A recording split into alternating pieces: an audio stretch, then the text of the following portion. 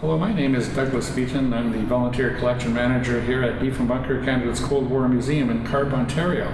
The structure behind me, down our blast tunnel, is a 4-story hardened structure built to house Canada's emergency federal government in the event of an atomic attack on North America. It served Canada well, was occupied from 1962 to 1994, and was officially closed. This summer of 2015, we've had Jesse Stewart as our artist in residence, and he's done a number of art installations and performances here at the structure. Starting in May of 2015, Bird performed right here in the blast tunnel.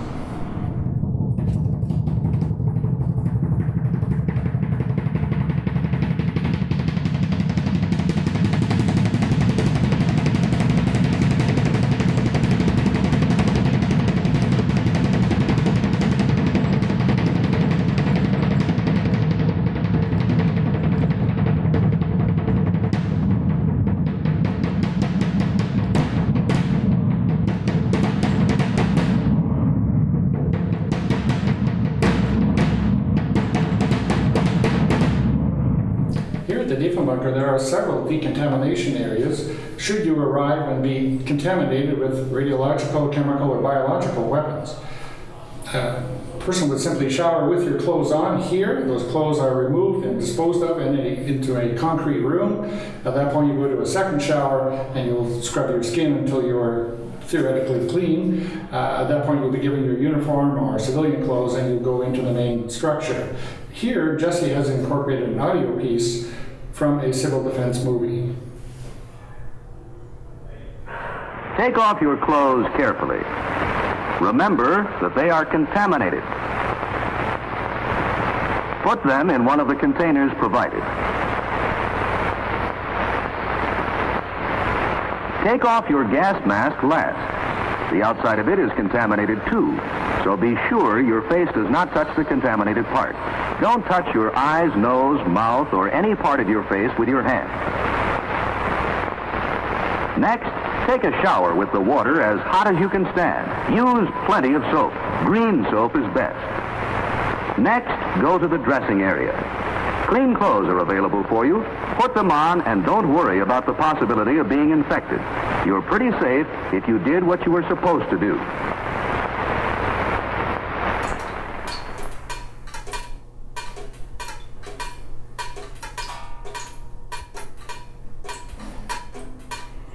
Here at the Diefenbunker, there is a small medical center consisting of an operating theater, a pharmacy, several doctor's offices, and a few beds. Here in the operating theater, Jesse has added a sound installation, which consists of water-filled IV bags dripping into pans from our collection.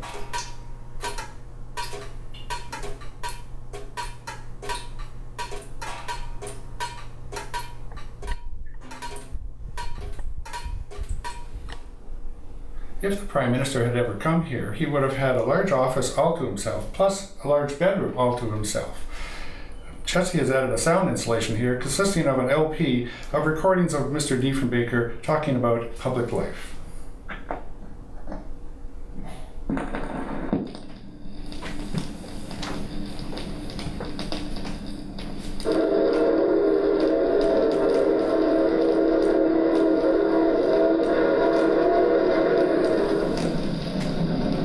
My creed as a Canadian is summed up in these words. I am a Canadian. I am a Canadian. I am a Canadian. I am a Canadian. I am a Canadian. I am a Canadian. I am a Canadian. We're here in the cafeteria on the 200 level, where actually up to 535 people would have eaten up to 4 times a day. Jesse Stewart did a performance in and on the cafeteria this summer in 2015.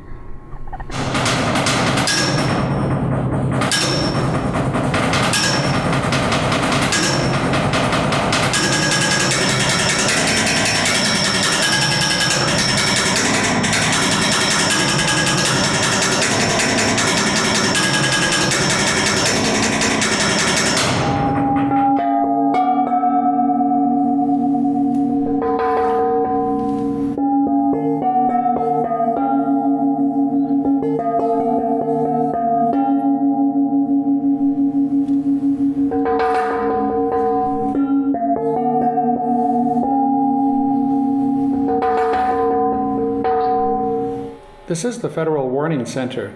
In this room, various civil defense officials would have been able to communicate the situation of a nuclear crisis to the outside world. In this area, Jesse has added a sound installation.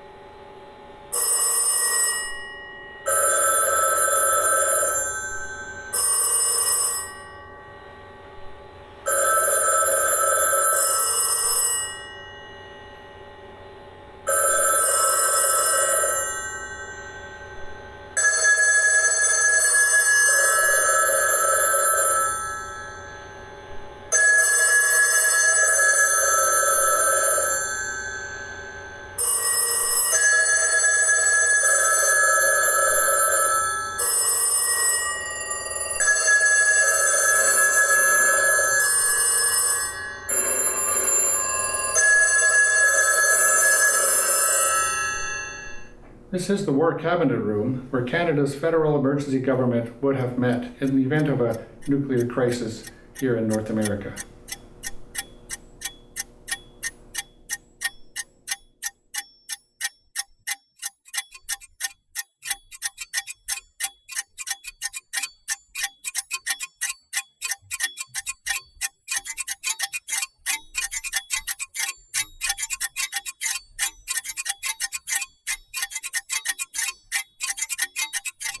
We're here at the Bank of Canada Vault, first known as the Special Storage Area, where Canada would have stored its gold reserves in the event of an atomic attack on North America. In June of 2015, Jesse did a performance inside the vault.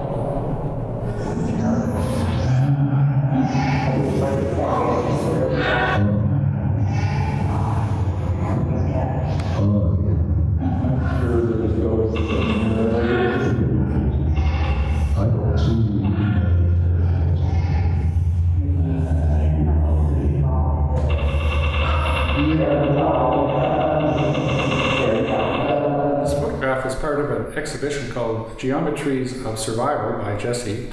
It shows actually an area that the public normally doesn't see. It's actually part of our filtration unit for the air here in the bunker should the bunker ever be locked down. This is another photograph of an area of the Beaton bunker where the public generally is not allowed to go. We call it the radiac room. It consists of a radioactive source in the corner there, and a yellow area is considered a no-go zone. The technician who worked in this room was actually using the radioactive source to calibrate certain instruments here at the Beaton bunker. Throughout the years, as the bunker has come up with different codes and fire codes, we've had to remove certain equipment. As collection manager, I've tried to collect and save some of these little bits of history. It was Jesse who decided that he would use some of the original cages for the emergency lights here in one of his works.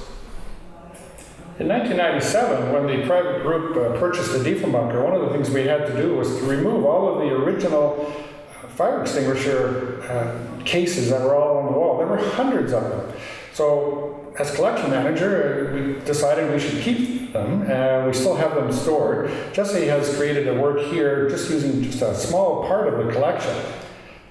Over here, in about 2009, we had to renovate the Beaton bunker and bring it up to modern day fire code. Part of that renovation means they had to drill many, many holes throughout the interior walls of the Beaton bunker. So I actually decided we would save some of the core samples, which kind of show the type of concrete and the reinforcing bar that was in it. And Jesse has, again, incorporated that into a work here.